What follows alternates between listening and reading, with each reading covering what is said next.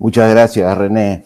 Bueno, realmente tenemos la percepción de que han habido demasiadas vacancias precisamente por los últimos acontecimientos que han habido durante los últimos años. Pero la verdad de las cosas es que hemos tenido durante la República más de 100 presidentes, 130, me parece 131 si contamos a Dina, y solamente 5 de ellos han sido vacados, es decir, solo se han vacado en 200 años más o menos el 3.8% de todos los presidentes. Y el que encabeza la lista, pues, es José de la Riva Agüero. Él fue vacado en el año 1823 por incapacidad moral permanente, una causal que hasta ahora subsiste, ¿no? Y quizás su más grave error de él fue en algún momento rearmar a las fuerzas del ejército y embarcarlas hacia el sur, donde supuestamente todavía habían españoles en esta zona. Pero cometió el error de dejar desguarnecida Lima y los españoles que estaban en la sierra centro del Perú ingresaron como si nada a Lima, ¿no? Eso trajo una desazón tremenda. Ya desde ya el Congreso pues no lo tenía como muy buen amigo, no tenía mayoría en el Congreso Riva Agüero, el Congreso se opuso, criticó mucho esto, convocó a Torre Tagle como presidente provisorio, en fin, y terminó al final, como les digo, siendo vacado, ¿no? Este es el primer caso de vacancia de José de la Riva Agüero. El segundo es de Billinghurst, otro presidente. Esto ocurre 90 años después de la vacancia de Ribagüero. En este caso también tenía los mismos problemas Billinghurst, que no tenía mayoría en el Congreso y tenía bastante oposición de los grupos odiristas, los grupos civilistas. Lo que ocurrió con él y lo que motivó la vacancia de él fue que se negó a convocar a una legislatura extraordinaria para aprobar el presupuesto. Se negó y ante esa negativa el Congreso no podía aprobar y él asumió las funciones del Congreso y aprobó el presupuesto por propia cuenta. Eso lo llevó a la vacancia Billinghurst 91 años después de la vacancia que se produjo con Ribagüero. Luego vino un caso un poco más conocido, ¿no? El caso de Alberto Fujimori, quien presentó renuncia, el Congreso no le aceptó la renuncia y lo vacó. ¿Cuántos años transcurrieron desde Billinghurst hasta la vacancia de Fujimori? 86 años. Fíjense ustedes qué coincidencia, ¿no? Prácticamente 90 años entre Ribagüero y Billinghurst y otros 90 años más o menos entre Billinghurst y Fujimori. Es decir, casi entre 80 y tantos años y 90 años se producía una vacancia. Luego de la de Alberto Fujimori viene la otra más conocida, la de Vizcarra, que rompe esa cadena de tiempo que se producía entre cada vacancia, y 20 años más tarde nomás de la vacancia de Alberto Fujimori, se vaca Vizcarra por las causales también que todos conocemos, con 100 votos, 5 votos a favor. Y la última, y la quinta, es la de Pedro Castillo, pues, ¿no? Por el intento de golpe de Estado, ¿no? El caso de Pedro Pablo Kuczynski no es una vacancia, ¿no? Algunos confunden a veces como que hubiera habido una vacancia. Lo que ocurre es que Pedro Pablo Kuczynski, ya dándose cuenta de que habían 2 vacancias que iban a ser aprobadas, había mayorías para vacarlo, él se adelanta y renuncia al cargo, ¿no? Y el caso de Merino fue distinto, Merino renunció, ¿no? Ahí no hubo vacancia, ¿no? El hecho es que la vacancia es un mecanismo que está previsto en nuestra Constitución desde hace muchos años y permite, pues, destituir a un presidente de la República antes de que termine su mandato. Pero es un mecanismo excepcional, no es la regla, es una excepción, es un mecanismo totalmente que tiene inclusive causales, ¿no? Las causales son, pues, la muerte del presidente, como es evidente, si fallece el presidente, vaca en el cargo y tiene que designarse otra persona, ¿no? También la más utilizada, que es la incapacidad permanente, incapacidad moral o física permanente, que la declara el Congreso. El otro es la aceptación de la renuncia, que es el caso que no ocurrió con Alberto Fujimori, como les decía, sí ocurrió con Merino y sí ocurrió con Pedro Pablo Kuczynski, ¿no? Y la otra causal es cuando el presidente sale del país sin autorización del Congreso o teniendo autorización, excede su tiempo fuera del país del tiempo que le otorgó el Congreso de la República. Esa también es una causal de destitución. Y, en fin, hay destituciones por impedir, hay otras causales por las que puede ser acusado, pues, que son las mismas que establecen que llevan a un tema de vacancia, ¿no? El tema de la incapacidad moral permanente, aquí ha habido un debate hace algún tiempo sobre qué cosa quiere decir la Constitución cuando habla de permanente. Estoy seguro que Lucas se va a explayar de repente en este tema, y no se refiere a la permanencia de actos lesivos a la moral necesariamente, ¿no? Sino el daño que se ocasiona a la institucionalidad, a la institución presidencial. Lo que protege la Constitución es la institución presidencial.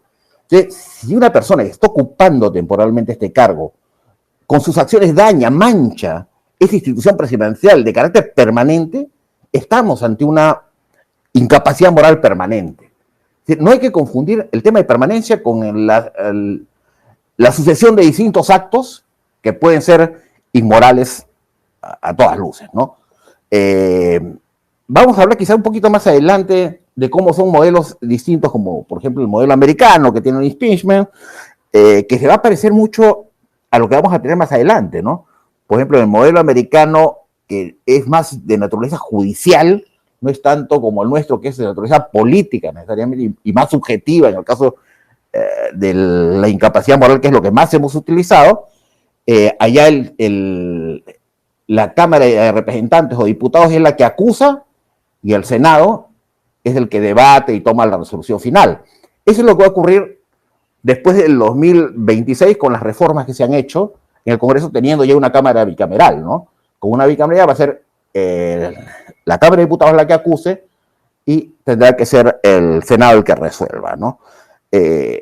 Hasta aquí me quedo yo para ver que puedan continuar mi compañero en el tema. Gracias. En realidad, antes que nada quisiera tocar lo que acaban de mencionar hace un instante, Walt, y es que hay que entender lo inmoral no necesariamente es un delito, pero el delito siempre es inmoral. Entonces, la valoración que hace el Congreso es política.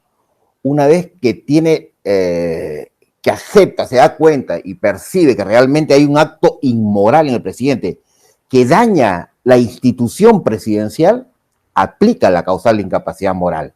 No tiene que tipificarse, como decía muy bien Lucas, A, B, C, D, E, porque no necesitas enumerar unas causales respecto a una causal específica que es la incapacidad moral, sino, como también lo dijo muy bien Lucas, nos faltaría pues hojas de hojas para poder enumerar todas las posibilidades que podrían caber. Es una valoración política que mucho tiene que ver, fíjense, con los valores propios de cada congresista, ¿no? De la escala de valores propios de cada congresista, uno determina, en función de esa escala, cuáles son las calidades morales de quien está ejerciendo el cargo y qué actos llevan a que pueda estar dañando la institución presidencial. Es por eso que no se puede enumerar casos en los cuales hay incapacidad moral. No se puede describir la moralidad. ¿Cómo describimos varios hechos inmorales? Serían, como les digo, innumerables. Ojo, como les repito, no necesariamente son delitos. No tienen necesariamente que ser delitos. Ahora, yendo a la respuesta, lo que ocurre cuando se produce una vacancia presidencial, la Constitución establece que hay una sucesión presidencial. Recuerden que en la plancha presidencial hay tres, está el presidente y dos vicepresidentes.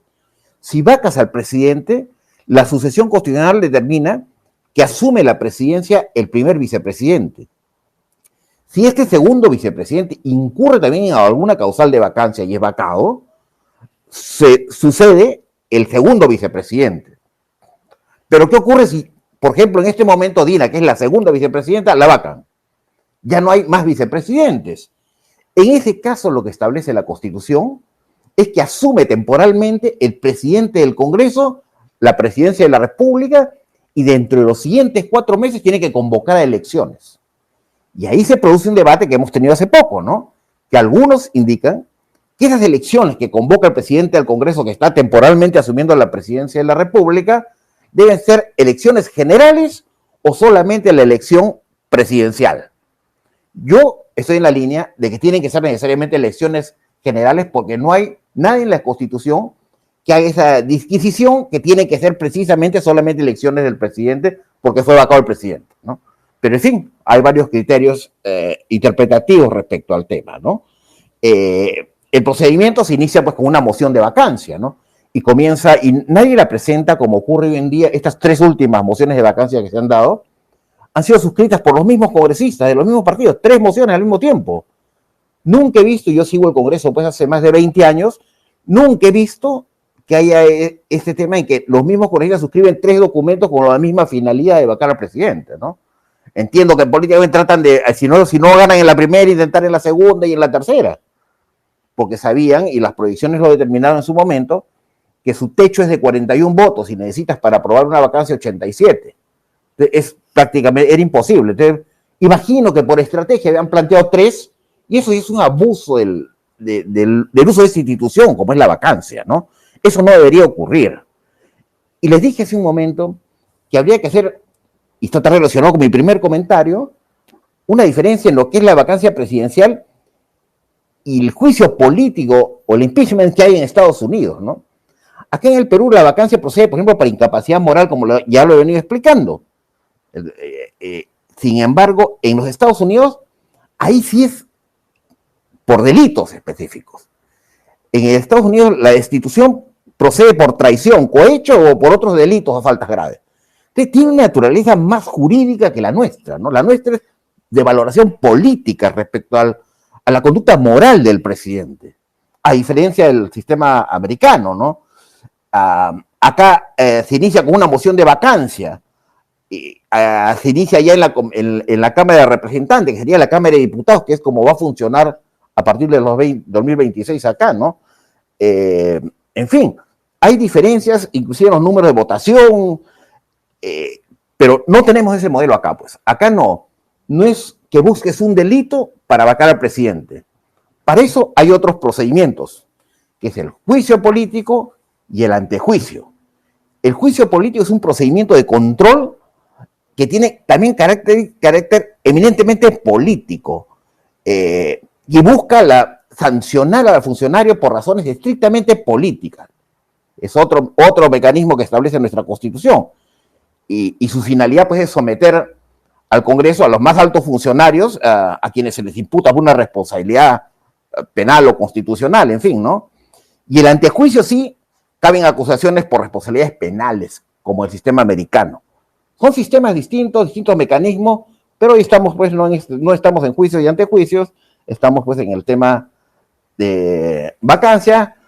Las causales ya las enumeramos y, como le digo, hay una sucesión constitucional que establece la Constitución. Si no hay más vicepresidentes, asume el presidente. Si es del Congreso, el presidente del Congreso convoca elecciones, y esas elecciones, a mi modo de ver, son elecciones generales y, por tanto, se convoca tanto para el Congreso como para la presidencia de la República. Muchas gracias. Gracias, René. Realmente la vacancia es producto de la conducta de un presidente, ¿no? Tratándose de la incapacidad moral, me refiero, ¿no? Y la catadura moral de quien asume la presidencia es producto de la mala decisión de la ciudadanía, de quienes elegimos a los gobernantes. Es tan claro como eso, creo. Joseph de Maistre decía que cada pueblo o nación tiene el gobierno que se merece. Luego lo corrigió Matrius y le dijo que no es que los pueblos tengan los gobiernos que se merecen, sino que la gente tiene los gobernantes que se le parecen. Y aunque nos duela, parece ser así. Es una verdad, realmente. ¿Hay algo peor que un político corrupto? Me pregunto. Sí, pues. ¿Quién puede ser peor que un político corrupto? Aquellos ciudadanos que lo defienden, conociendo la inmoralidad, conociendo las deficiencias morales de una autoridad, lo defienden a rajatabla. Esos creo que son peores inclusive que el mismo corrupto, ¿no? Y es por eso, pues, que sobre todo a las líneas estas socialistas, de esta línea de este tipo de izquierda, no les interesa, pues, educar al pueblo. Un pueblo ignorante es fácil de engatusar, de engañar, pero un pueblo ignorante se traga, pues, cualquier cebo de culebra, ¿no? Y en función a ello es que coloca presidentes como los que lamentablemente hemos tenido en estas últimas épocas, ¿no? Un pueblo que no está educado, que es ignorante, fácil de llevar de las narices por malos líderes, ¿no? Entonces yo creo que desde esta perspectiva, la tarea primordial de un gobernante y de todos los ciudadanos, diría yo, incluyendo a las organizaciones políticas, debe ser educar al pueblo.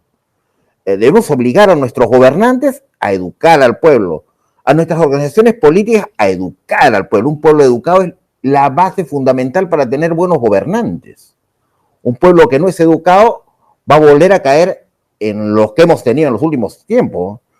Respecto a la prensa, pues lamentablemente durante todos estos últimos años hemos visto, pues, que gran parte de la prensa se ha sumado a campañas de desinformación, lo cual profundiza aún más el problema, ¿no? No es solamente que no tenemos un pueblo suficientemente educado, sino que además hay malinformación que pasa por todos los medios por todos no, pero por la mayoría de medios de comunicación, ¿no? Los periodistas ya hace mucho, creo, dejaron de ser periodistas y se han convertido en una especie de operadores políticos, lamentablemente, ¿no? Y algunos casos inclusive se venden al mejor postor, ¿no? El activismo político ha hecho, creo, de la carrera periodística, le ha hecho a la carrera periodística mucho daño, ¿no? Ha convertido, diría yo, inclusive a líneas editoriales en ideologías políticas, y eso no debería ser. La prensa definitivamente ha perdido el rumbo que tenía cuando abandonó, pues, el periodismo puro y se trasladó hacia un activismo político puro, ¿no? Básicamente de izquierda progresista, que es lo que llevan hoy en día, ¿no? Y cuando valgan verdades también, comenzó a depender casi con exclusividad de la publicidad estatal. Prácticamente vendió sus líneas editoriales a la publicidad estatal. Cuando les cortan la publicidad estatal, comienzan a atacar a diestra y siniestra para poder recuperar ese espacio. Termina siendo intereses de naturaleza mercantilista. Y entre tanto, pues siguen desinformando y generando corrientes de opinión que van en contra inclusive de nuestro modelo democrático, de nuestra democracia, de nuestra constitución, de nuestro sistema político, social y económico. Es hora, creo, de corregir estos sistemas. Es hora de que los partidos, como veo que algunos ya lo están haciendo, asuman responsablemente la función de educar a la población. No basta ir a pedirles el voto. Así no vamos a llegar lejos. Tenemos que ir a educar al pueblo. Y tenemos que, como bien lo dijeron hace un momento, generar liderazgos. Y para generar liderazgos tenemos que tener colectividades políticas en las organizaciones políticas que se unan en función o se amalgamen en función a ciertos principios, ciertos valores, ciertas ideologías. Si encuentras organizaciones políticas de fachada que solamente son marcas políticas, no hay nada que amalgame esa colectividad política. Y si no hay nada que amalgame, lo que ocurre es lo que vemos en el Congreso, transfugismo a diestra y siniestra. Comenzábamos con 6 bancadas, terminamos con 12, faltando un respeto total a la voluntad popular que eligió que fueran 6 bancadas en su momento. Tenemos, creo, una tarea pendiente, los ciudadanos de a pie, de educar al pueblo, las organizaciones políticas, de educar a sus colectividades políticas y de generar o hacer públicos o interiorizar en su colectividad política esos principios, esos valores que amalgaman a esta colectividad política. Y al Estado, por cierto, corresponde que cumpla su función y debemos exigírsela, que eduque a la población, que no le genere tergiversaciones con ideologías retrógradas, con ideologías desfasadas en el tiempo. Entonces, yo creo que hay que cambiar ese tema, hay que ver el tema de la publicidad estatal. Los medios de comunicación están cambiando, no solamente por el tema de publicidad estatal, sino porque se está trasladando la información hacia sistemas digitales. Ya en el tiempo la prensa escrita comienza un poco a perder el peso que tenía, ¿no? Y esa desesperación y esa falta de reacción de los medios de comunicación para entender este cambio, esta transformación, lo está llevando a tomar medidas desesperadas como subirse al carro de ideologías, como les decía, que están rompiendo nuestros sistemas de valores en el país. Muchas gracias.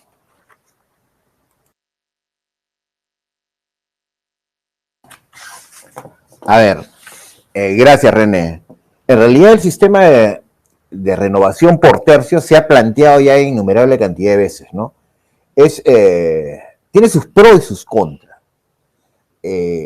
Si seguimos eligiendo congresistas de las calidades como las que tenemos en su gran mayoría, de nada va a servir realmente que hagamos por tercios. Vamos a renovar y vamos a tener las mismas tajadas de la misma torta.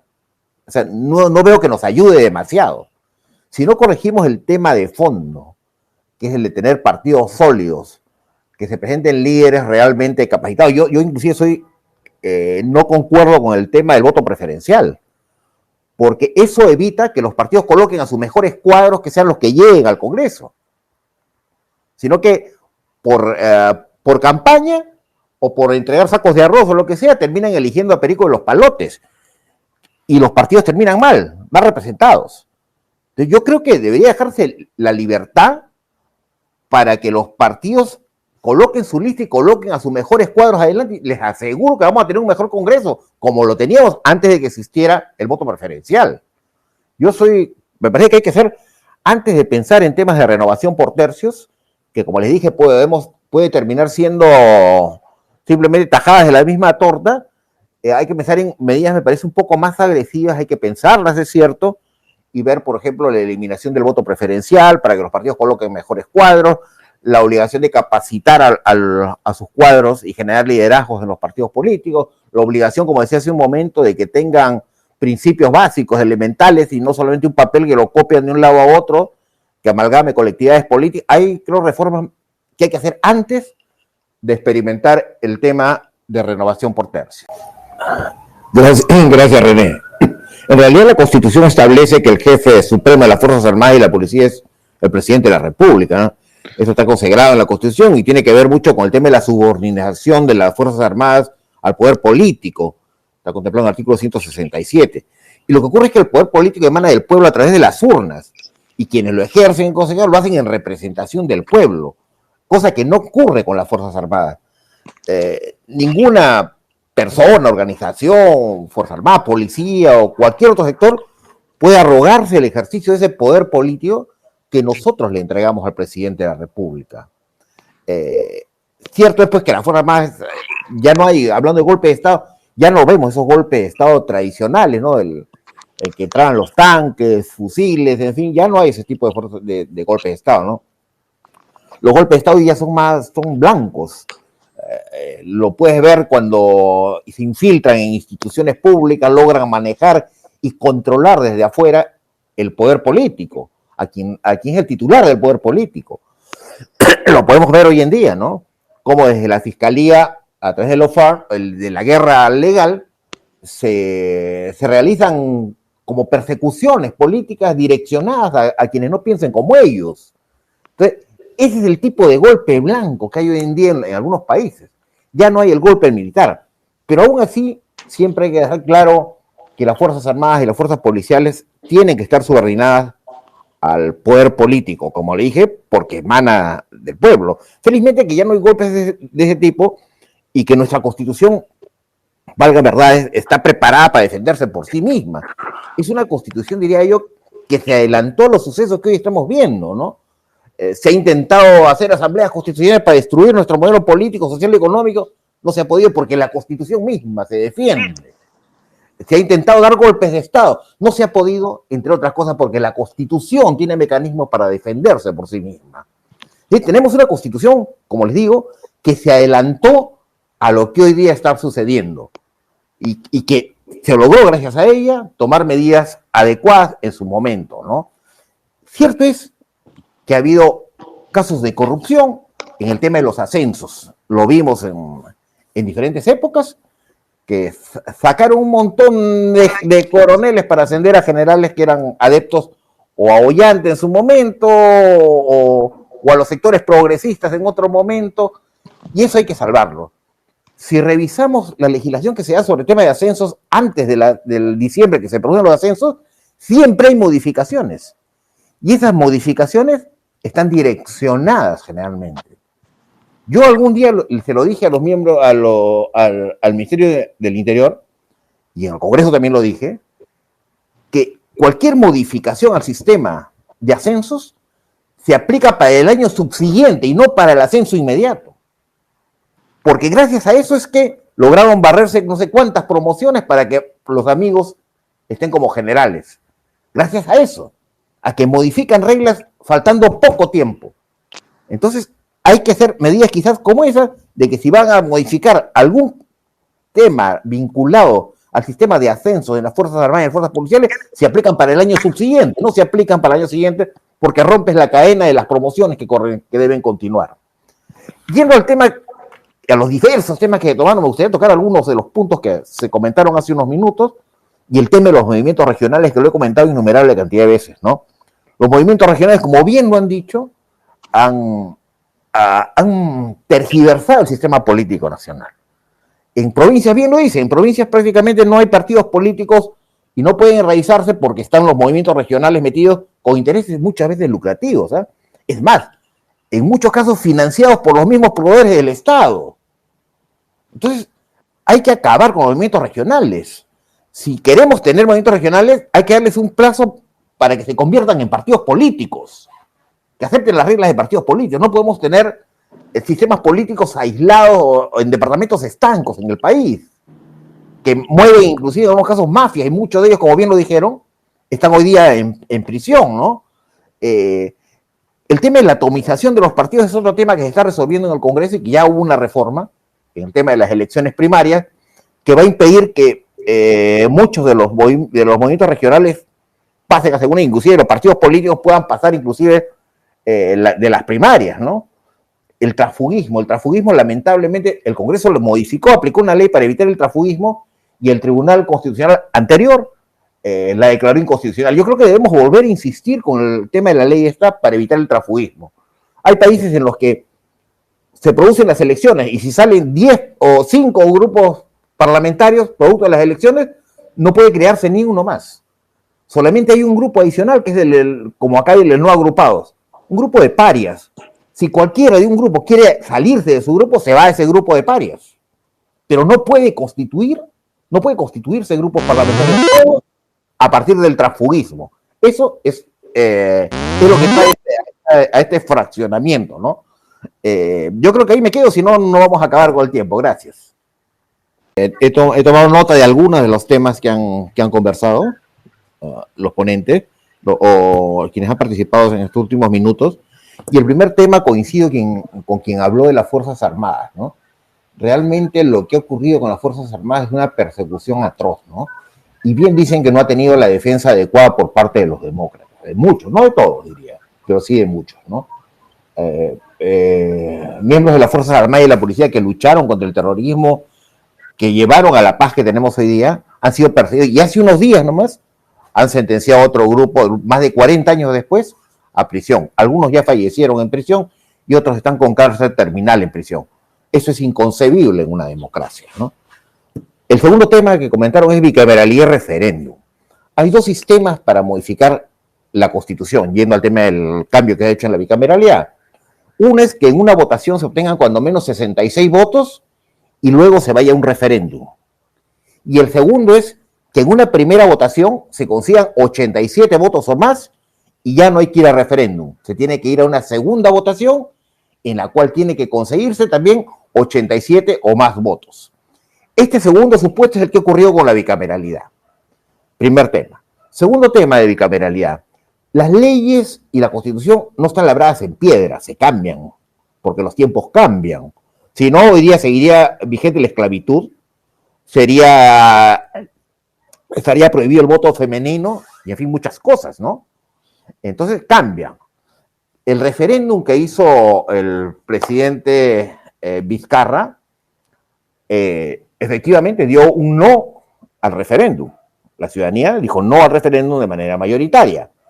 Pero estas leyes, estos referéndums tienen vigencia por 2 años. Luego de 2 años pueden hacerse modificaciones. Ya han transcurrido pues más de 2 años y en función a eso es que el Congreso ha optado por la bicameralidad. Algunos de acuerdo, otros no están de acuerdo. Yo considero que sí es una medida mucho mejor, nos va a dar mejor productividad y mayor calidad a la producción legislativa en el Congreso, ¿no? Y va a quitar de las manos todo el poder en una sola cámara, ¿no? Esa concentración de poder es peligrosa. Pues el tener 2 cámaras ya equipar un poco esa situación, ¿no? Lo otro es el tema de la elección, ¿no? Y la transparencia en las elecciones. Cierto es que han habido muchas dudas respecto a las últimas elecciones del 2021, ¿no? Y algunos recordarán acá que antiguamente, luego del proceso electoral, una vez producido el escrutinio, copia de las actas, de los padrones y de las cédulas iban a las Fuerzas Armadas, otra copia al Jurado Nacional de Elecciones y así, ¿no? Se repartía, me parece que hasta 3 instituciones. Entonces, iban en sobre lacrado.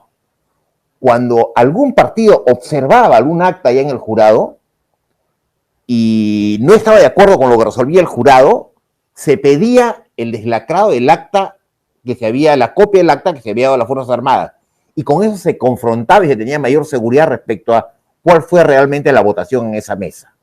Eso ya no existe. Yo creo que deberíamos volver al tema. No sé si entregar copia lacrada a las Fuerzas Armadas puede ser a otra institución, al jurado, al Congreso, en fin, a cualquier otra, pero debe haber respaldo. No deben eliminarse las cédulas de votación. Si no, vamos a tener el mismo problema en 2026, me parece, que nuevamente van a haber observaciones respecto a la transparencia del proceso electoral. El tema de personeros, que también lo mencionaron, es bastante complicado para los partidos políticos. Ningún partido político está en condiciones de tener personeros de todas las mesas. Y peor aún en los lugares más recónditos del país, ¿no? Que es donde se juegan los votos, donde aparecen de repente en una primera vuelta todos los votos para el Partido Verde y en la segunda vuelta desaparecen todos los votos del Verde y todos se convierten en rojos. Eso no puede ser, pues. Se nota que hay ahí una manipulación en las actas. Y como no permanecen las cédulas de votación, ni las actas, ni se hacen públicos los padrones, no hay forma de confrontar esto, ¿no? El otro tema es la democracia, me hablaron. La democracia sencillamente es el gobierno, como bien lo dijo un estadista hace muchos años, el gobierno del pueblo, para el pueblo y por el pueblo. Pero una vez que nosotros entregamos el poder a quienes nos van a representar, tanto en la nación como el presidente de la República, como en el Congreso, ya ellos asumen esa representación. No es que tú tienes que estar volviendo a incidir eternamente sobre el tema, ¿no? Entonces, por eso es que hay que ser muy responsable a la hora de votar, muy responsable. El otro tema es el tema del Parlamento y los consensos. Hay que entender que al Parlamento llegan diferentes personas con diferentes ideologías, con diferentes pensamientos. Es como si fuera una empresa con 130 gerentes. Entonces, la única forma de que salgan las cosas es con el consenso, con la negociación política. Entonces, son estamentos de negociación, básicamente, los parlamentos en el mundo. Y eso hay que entenderlo muy bien. No es que no me representas, no es que tal cosa. A veces negocian una cosa para que después salga otra cosa que es más beneficiosa para la población de repente. Entonces, esos temas no se ven más allá del debate privado que hay entre los grupos políticos y a veces nos llevan pues a pensar que en realidad hay más allá de una negociación política una negociación de otro tipo, ¿no? Y no necesariamente es así, ¿no? Estos son algunos criterios que quería darles antes y despedirme ya, porque realmente tengo que retirarle. Muy agradecido, René, muy agradecido a todos por haberme escuchado y muchas gracias por sus participaciones. Buenas noches. Sí, efectivamente. Lo que pasa es que hay una desazón que se generó a la hora que se descubrió durante el tema de la Junta Nacional de Justicia, en primer lugar, que el Poder Ejecutivo estaba detrás de salvar a los miembros de la Junta, respecto a los cuales el Congreso había aprobado un informe para sacar o retirar del cargo a todos. Eso ha causado cierta desazón, inclusive entre los grupos que apostaban por la gobernabilidad, no necesariamente por Dina Boluarte, sino por la gobernabilidad en general, y están poniéndole pues ahora cierta presión, yo creo, a Dina Boluarte y a su gabinete, ¿no? También me parece inadecuado que Adrián Sen, el presidente del Consejo de Ministros, habiéndose renovado y entrado en crisis el gabinete, salga diciendo pues que no va a cambiar a nadie, como si todo fuera lo mismo. Eso también genera mayor desazón en el Congreso y está motivando lo que ahora vemos, ¿no? Bancadas que antes estaban dispuestas a apoyar, hoy día no. Yo creo que al final sí van a apoyar al gabinete, sí van a aprobar, y creo es más, que antes del 30, que se ha fijado la fecha para esta presentación del gabinete, Adrián Sen retirará, hará unos cambios en el gabinete.